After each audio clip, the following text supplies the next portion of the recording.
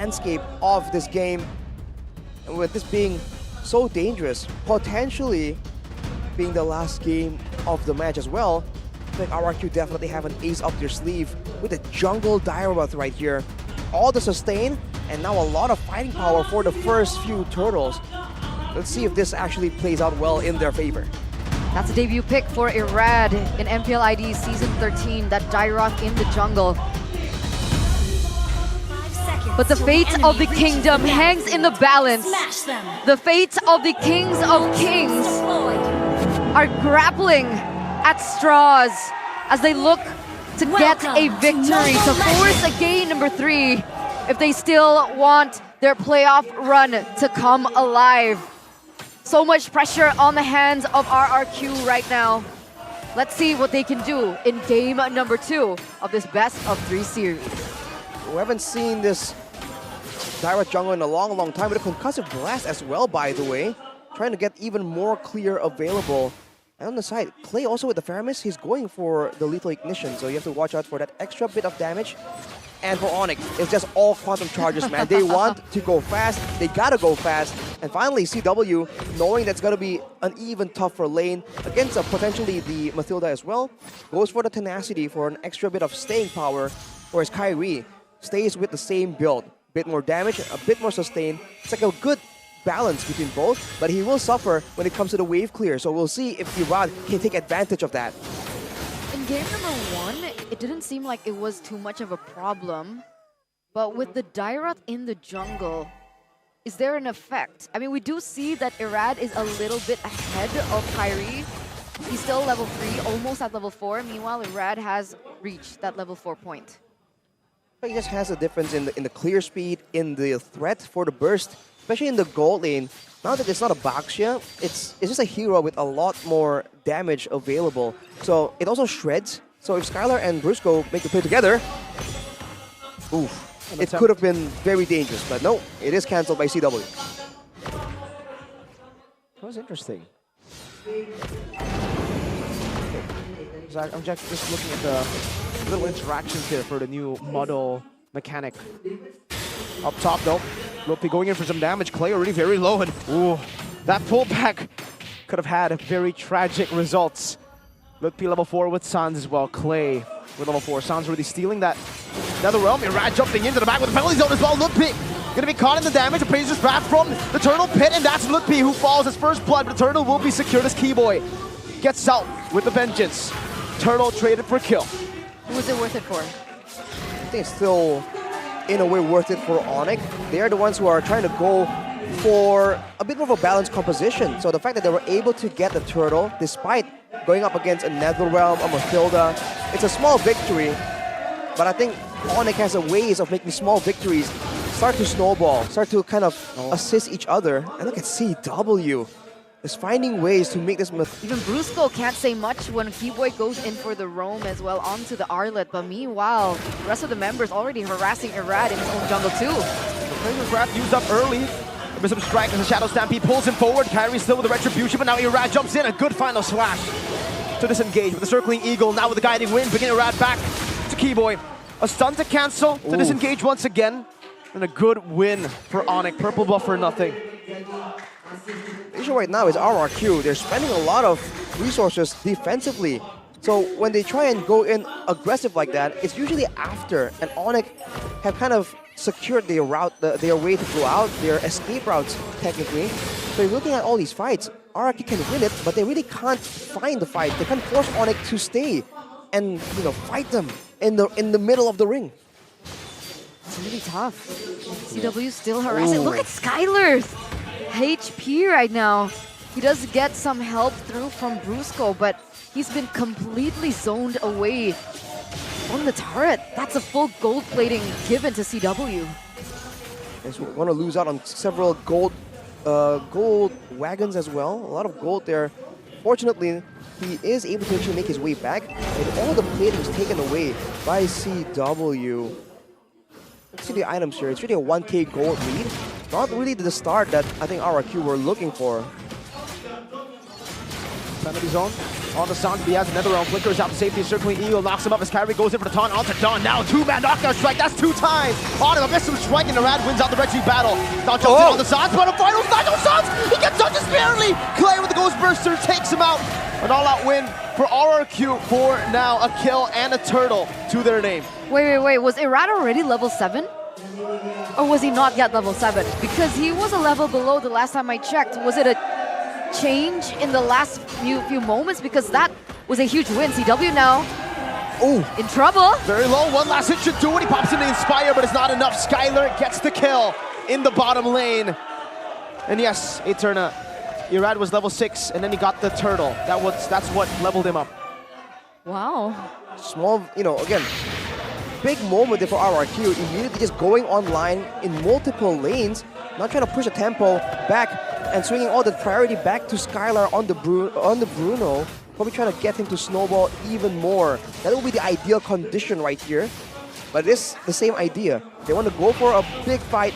They want to out-sustain the members of Onic, and they want to use the Armor Shred to ensure that Skylar will be able to just delete everyone. I think the EXP lane is where it's going to be important later on, because Dawn is one of their main engage tools. He is the main frontline as well, and of course Paquito can always make the plays happen. 2-man knockout with the circling Eagle. Final slash displacing 2.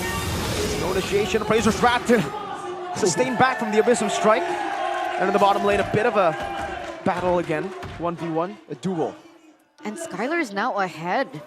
So initially it was CW being able to have a bigger advantage in the gold lane. Was it because of CW's death earlier on? Yep. For sure. But if you look at the gold, they're actually still evenly matched at 4,300.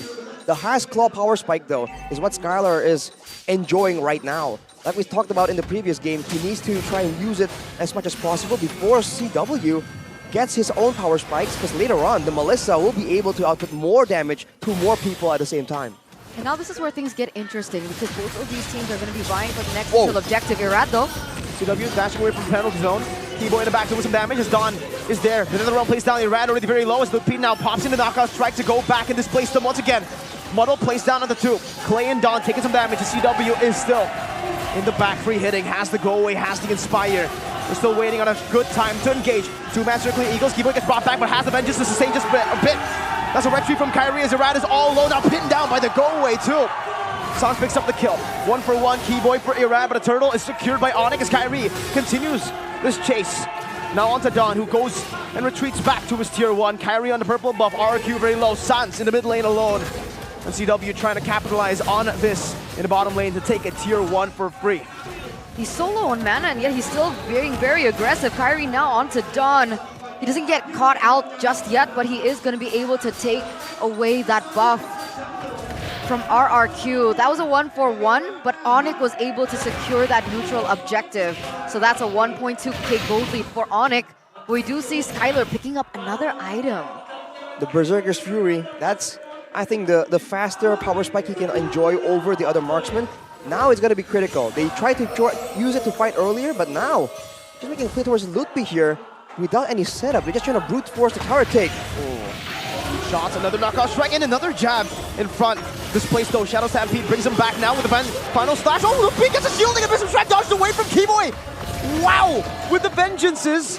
Just get out, and now Kyrie with full HP is just walking them down. 4v3 earlier. With Lutpi recalling, he goes to the bottom lane. Melissa, CW, walking up top. I think Irad is just being way too aggressive right here. I know that he needs to be in the front. He needs to apply that pressure and the shred, the armor shred as well. But man, he's always in the front. And in the previous turtle fight, he actually lost his life in exchange for Keyboy due to how he was positioning in the turtle dance, technically. So I think RRQ needs to try and make sure that he falls later on, because he still has a lot more to do in the middle of these fights as Onic pushed through. And now they're trying to widen the gold gap by going for all these objectives, while RRQ need to stick together to try and look for these big fights. By the way, with Melissa, we haven't seen her in so long, but what's her power spike? What's her item power spike? What items are we waiting for? What should RRQ be wary of? The item you saw. That's the it? power spike. That's it. He has 3 items. She has 3 items already now. And now... Uh-oh. Play. Use another realm. That's a taunt from Kyrie as well. And that's before Onic even decide to go in. No Netherrealm right as the Lord spawns in. But yes, CW has hit his power spike. 9 minutes in, 3 items. And then Karcher and Skylar with only 2 items. Now the fight will break out though. Withering out Sans. Final slash onto Irad, displacing. Muddle, placed down. Kyrie very low. Has to go back to sustain. And RRQ, despite not having the Netherrealm, will be able to walk away and reset. Yeah, they don't commit onto this. Mlbb going to be able to put some pressure in the bottom lane.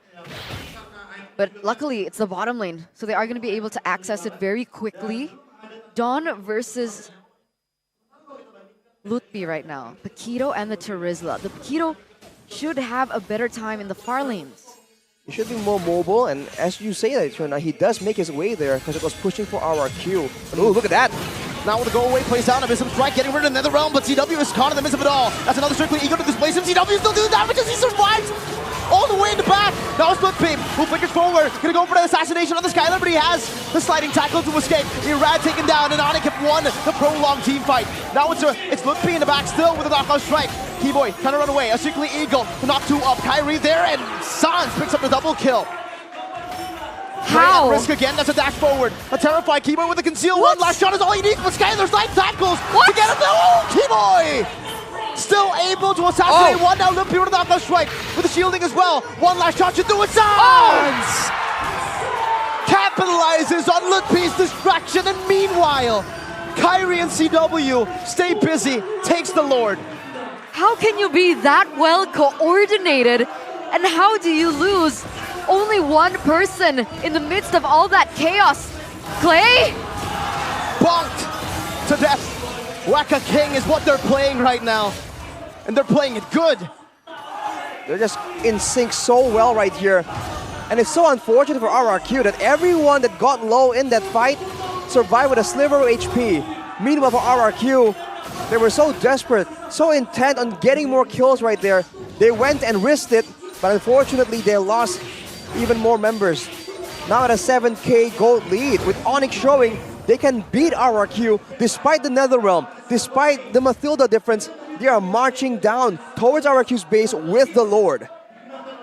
This Melissa pick has proven to be insane for CW, and it looks like that is the entire reason for this pressure. I mean, even with the adjustment on the models, it looks like there's absolutely no problem as the Sky Kings look for the invade.